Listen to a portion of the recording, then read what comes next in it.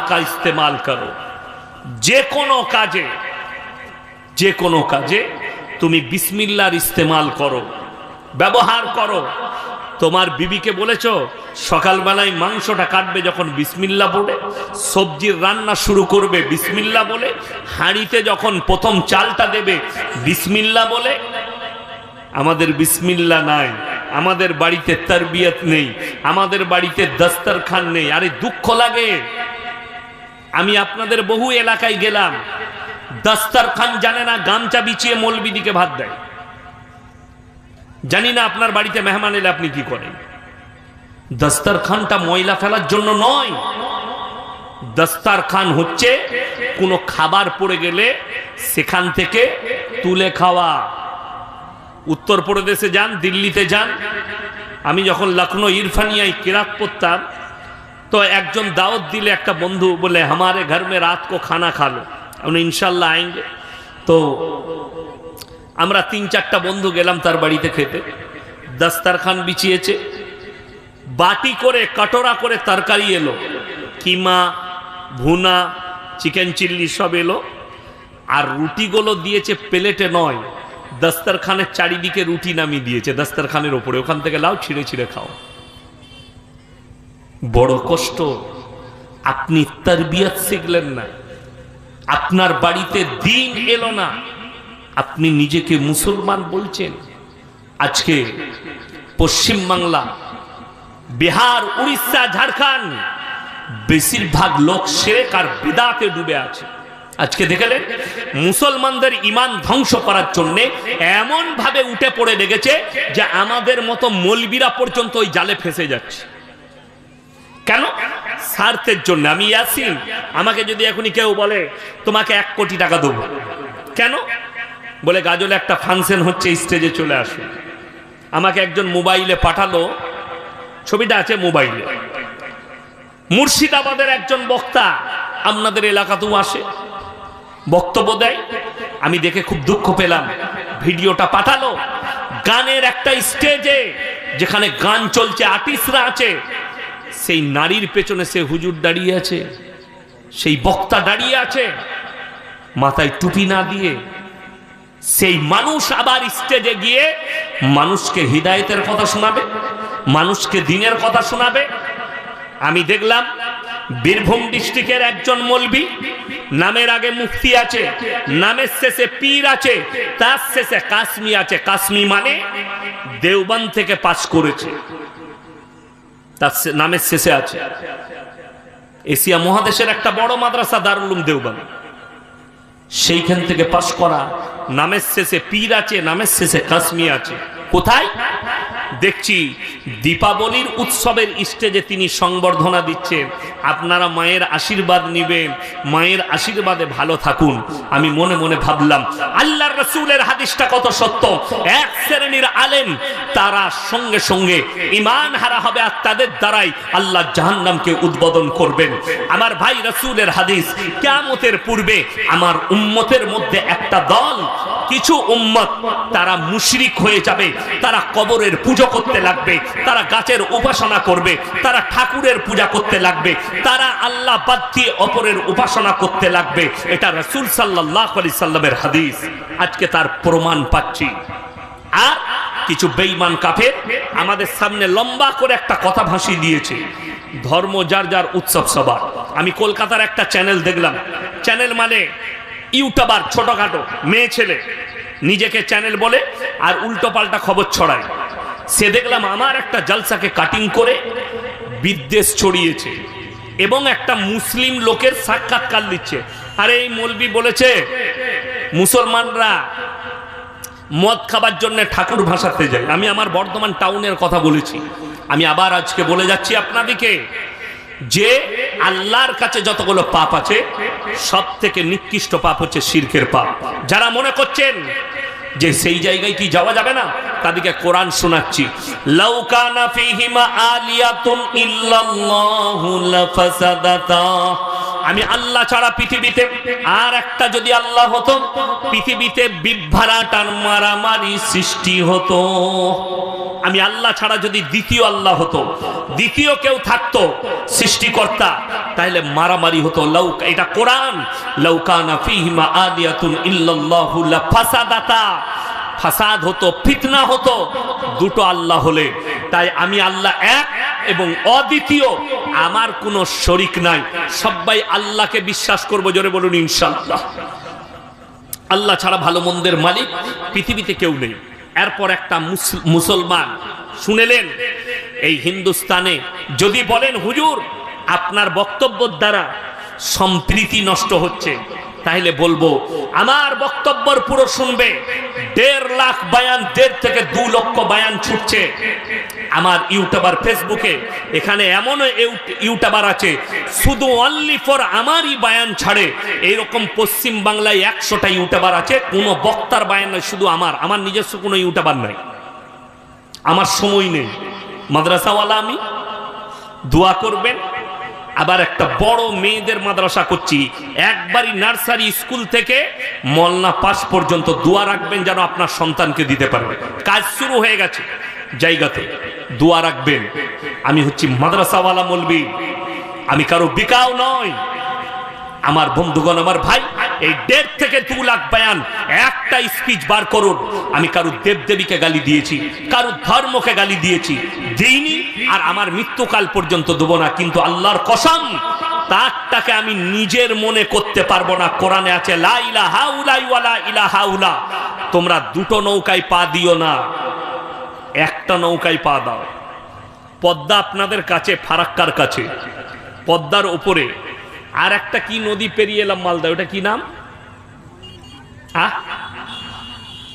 মহানন্দা।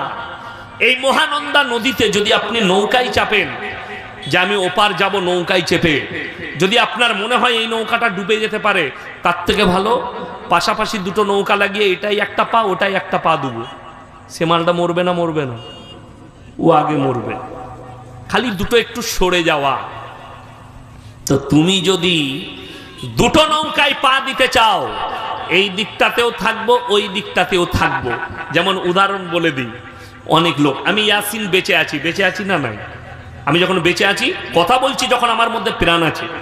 এখন সভাপতি সাহেব যদি বলে ইয়াসিন ভাই আপনি 100 টাকা দেন, আমি দিতে পারবো না বাবা, কথা বলে না?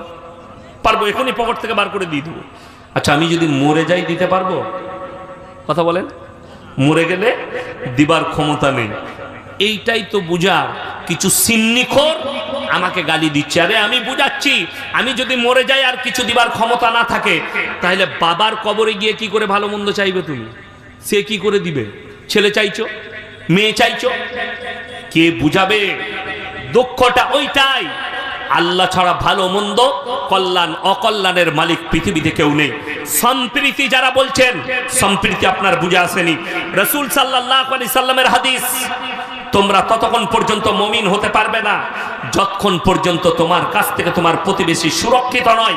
বুখারী শরীফের হাদিসে আছে, তোমরা নিজের জন্য যেটা পছন্দ করো, তোমার ভাইয়ের জন্যও সেই জিনিসটাই তুমি পছন্দ করো। এটা রাসূলের হাদিস। আগে চলুন, আল্লাহ রাসূল বললেন যে হে আমার উম্মতি শোনো, তোমরা দেখো না তোমার বাড়ির পাশে কে বসবাস করছে, সে হিন্দু হোক, সে দলিত হোক, সে আদিবাসী হোক, সে খ্রিস্টান হোক, সে ক্ষুধার্ত হলে খাবার দাও, বস্ত্রহীন হলে বস্ত্র দাও, বিপদে পড়লে পাশে দাঁড়াও। তার মানে এটা নয় যে তার উৎসব হলে তুমি গিয়ে দাঁড়াবে, এটার মানে তা নয়। এখন অনেক মুসলমান শিক্ষিত ভাই আমাদেরকে দলিল দিচ্ছে, হুজুর আমরা তো শুধুমাত্র গাজলে গিয়েছিলাম মেলা দেখতে, একটু বউকে নিয়ে ঠাকুর দেখতে, আমরা তো পুজো করিনি। মাশাআল্লাহ, খুব ভালো যুক্তি। তোমার যুক্তির খণ্ডন আমার কাছে আছে, আপনাকে খুব সুন্দরভাবে বুঝায়। এই গ্রামে রাতের বেলা একটা বাড়িতে ডাকাতি হচ্ছে, ডাকাত পড়েছে, একটা বাড়িতে লুটপাট চলছে বন্দুক ঠেকিয়ে। এখন সবাই ঘুমাচ্ছে গ্রামের, সেই বাড়িতে লুটপাট চলছে, বাড়ির লোককে বেঁধে দিয়েছে। এক ব্যক্তি সে পেশাব করতে উঠেছে, গাছতলায় বসে পেশাব করছে, সে দেখতে পেল এর বাড়িতে ডাকাতি হচ্ছে, চুপচাপ বসে পুরো সিন দেখলো। ডাকাত পালিয়ে গেল গাড়ি নিয়ে, প্রশাসন বাবুরা চলে এলো, গাজল থানা থেকে পুলিশ চলে এলো। বড়বাবু বলছে, এই তোমাদের মধ্যে কে দেখেছো? সে বললে, স্যার প্রথম থেকে শেষ পর্যন্ত আমি দেখেছি। কাকে বেশি মারবে? কথা বলুন। ওই মালটাকে তুলে নিয়ে গিয়ে বেশি পিটাবে। বলে একে মার বেরিয়ে যাবে। শুনেলেন, কোরআনে আছে, যদি তোমরা দেখো কোনো জায়গায় শিরকের কাজ হয়, আল্লাহ বিরোধী কাজ হয়, শরীয়ত বিরোধী কাজ হয়, রসুল বিরোধী কাজ হয়, হয় হাতের দ্বারা রুখে দাও, তা না হয় জুবানের দ্বারা রুখে দাও, তা না হয় ঘৃণা করে সরে এসো। আমি কেন সেখান থেকে পালিয়ে আসছিলাম জলসা থেকে? তার কারণ ওই মেলাটাকে ঘৃণা করে। তা না হলে আমার মতো বক্তা জবান বন্ধ করে টাকা গুনে চলে যাব, আল্লাহর কাছে কবরে হিসেব দিতে পারবো না। প্রতিবাদ করনি, অন্যায় হয়েছে চোখের সামনে, তোমাদেরকে ইলমটা দিয়েছো, ইলমটা খরচ করেনি খালি নিজের স্বার্থের জন্য। যদি কারো মনে হয় ফেসবুকে শোনার পরে, মোবাইলে শোনার পরে আমরা ইয়াসিন সাহেবকে দাওয়াত করেছি, আমরা তো মেলা বসাবো, মেলায় টাকা পাই, ইমানদারির সঙ্গে বলছি কালকেই বলবেন ডেট ক্যান্সেল করে দেবো, পয়সা ফেরত দিয়ে দেবো। যত টাকা পাঠিয়েছ ফেরত দিয়ে দেবো, ক্যান্সেল করে দিবে। আমি চ্যালেঞ্জ করে বললাম, পশ্চিমবাংলায় যতজন আমাকে ঈদের রোজার আগে পর্যন্ত দাওয়াত দিয়েছো, ইনশাল্লাহ দোয়া করবেন। আমি বাংলাদেশেও সফর করছি, বাংলাদেশেও জলসায় আমার শর্ত আছে, আমি শর্ত রেখে যাচ্ছি। অত সহজ নয়, দাওয়াত দিবার প্রয়োজন নেই। আলহামদুলিল্লাহ, ডাল আর আলুটা বাড়িতে খাবো। আপনি তো মাংস ভাত খাইয়েছেন, বাড়িতে ডাল আলু খাবো। ডাল আলু খেলে কোনো মানুষ মারা যাবে? শাক আলু খেলে কোনো মানুষ মারা যাবে? শাক ভাত খেলে কোনো মানুষ মারা যাবে? বিস্কুট খেলে কোনো মানুষ মারা যাবে? আরে ভাত পাবো না, বিস্কুট খেয়ে থাকবো, ভাত পাবো না, পানি খেয়ে থাকবো। আল্লাহর কৃপায় গুজরাটের 2002 দাঙ্গায় আমি ওখানে একটা মাদ্রাসায় পড়াশোনা করি। 7 দিন পর্যন্ত ভাত পাইনি, শুধু বিস্কুট আর পানি খেয়েছিলাম। মারা যায়নি, এখনো বেঁচে আছেন। কে বলল আপনাকে? মানুষ খেয়ে মারা যায়, না খেয়ে মারেন। ওই জন্যে এই ধরনের পাপ কাজ করবেন না। আপনি বলছেন হাতের দ্বারা রুখে দিতে হবে, তা না হয় ঘৃণা করে ওই জায়গা থেকে সরে এসো। আর আল্লাহর কাছে সব থেকে বড় নিকৃষ্ট পাপ তো ওই পাপটাই।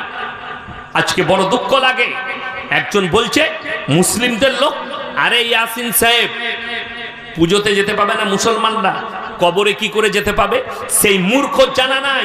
আমি তাকে বলবো, অনুরোধ করে আমার 1.5 লাখ বয়ান শুনো, আমার আব্বাজির বয়ান বার করে শুনে নাও। আমাদের বাপ বেটার নামই হচ্ছে শিরক বিদআত খণ্ডনকারী বক্তা।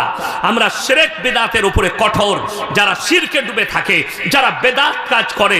আরে আমি এমন বাপের বেটা, আমি ফুরফুরার বুকের উপরে জলসা করে এসেছি, কারণ বাপের হিম্মত নাই আমার সঙ্গে স্টেজে ভিড়ি। আসো প্রমাণ দিয়ে যাও। আজকেই আমি শুয়েছিলাম, দেখলাম নাম লেখা উঠলো, আসাম থেকে ফোন করেছে, কি রিজবি না খিজবি নাম লেখা আছে। বলছে হুজুর আপনি বলেছেন কিয়াম করা জায়েজ নেই। আমি বলে একদম অবশ্যই বলেছি। কি হয়েছে? বলছে আমার কাছে দলিল আছে। আমি বললাম দলিল তোর বাপ দাদর নয়, সব থেকে বড় দলিল একজন বার করে নিয়ে আয়, ইমাম আবু হানিফা রাহিমাহুল্লাহ।